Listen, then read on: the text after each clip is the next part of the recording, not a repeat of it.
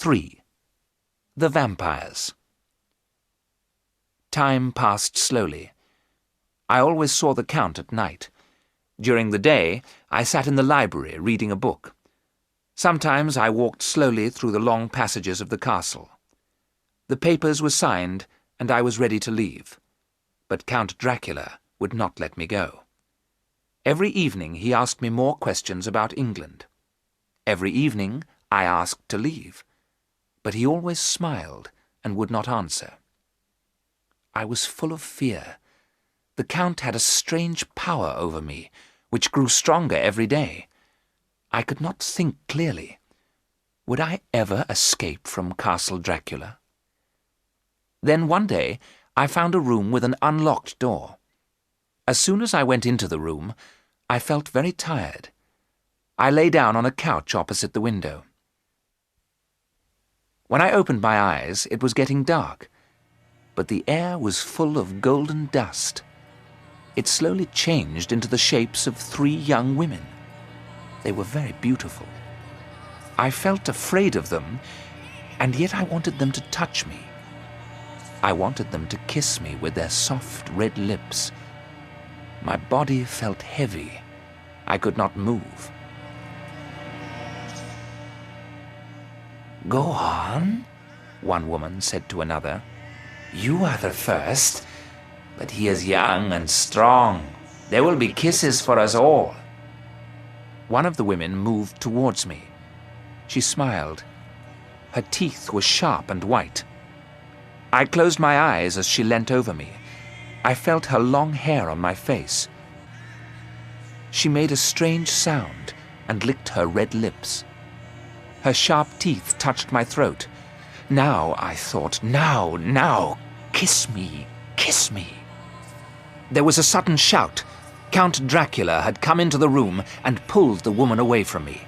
"Get back! He is mine! How dare you touch him?" he cried. "Oh, you are cruel," said the woman with a terrible laugh. "Have you never been in love?" "You know I have," the Count replied.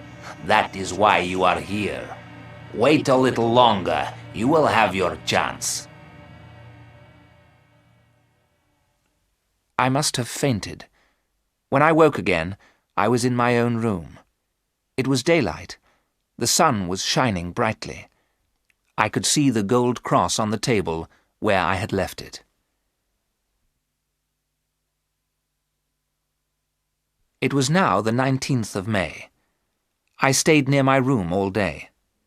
When I saw the Count in the evening, it was difficult to hide my fear.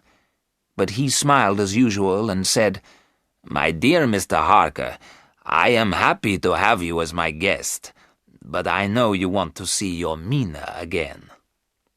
The Count put some paper and 3 envelopes on the table. "The post in Transylvania is not good," he said, "but write what I tell you, and Mina will get your letters." He told me what to write. He made me put dates on the letters. The last letter was dated the 29th of June. What could I do? I was terribly afraid. I wrote down the Count's words. In the last letter, I told Mina that I had left the castle and was on my way home. I knew then that Count Dracula meant to kill me. But not yet. It was 6 weeks until the 29th of June. I had 6 more weeks to live.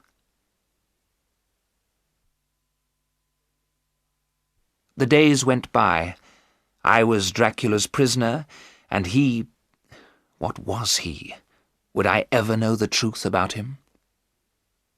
Then it was the 29th of June. That night, Count Dracula spoke to me.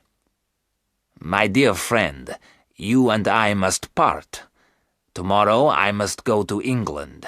Perhaps one day we shall meet again." What did he mean? I had to find out the truth. I decided to follow Dracula to his room. He went in and locked the door behind him. I heard a window open. I looked out of a window in the passage. I could see the window of the Count's room. As I watched, Dracula came out of the window and moved down the wall, head first. His black cloak looked like the wings of a huge bird. In the bright moonlight, I watched him move down the wall and out of sight. I had to think.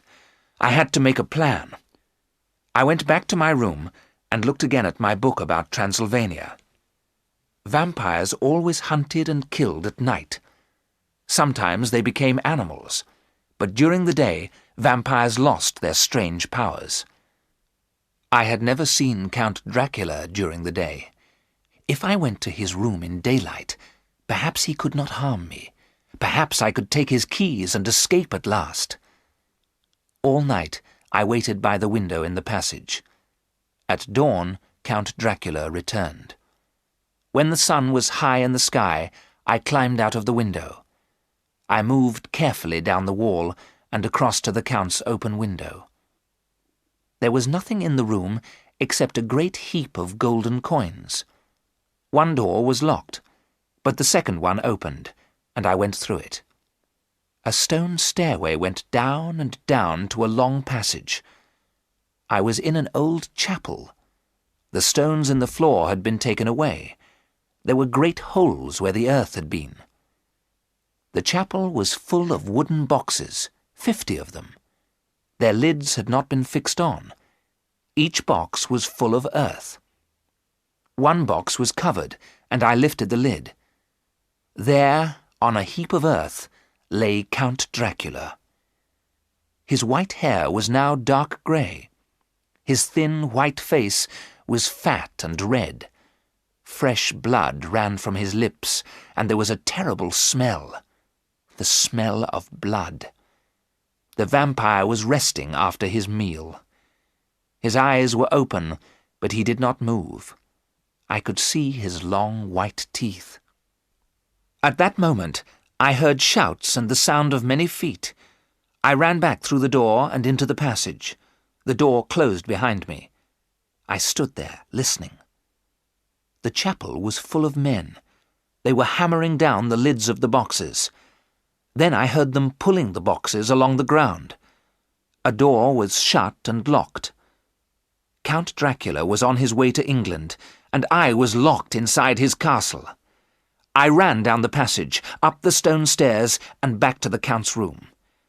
I put some of the gold coins in my pockets and ran to the open window. The ground was many meters below. With a prayer to God, I climbed out of the window and moved slowly down the wall.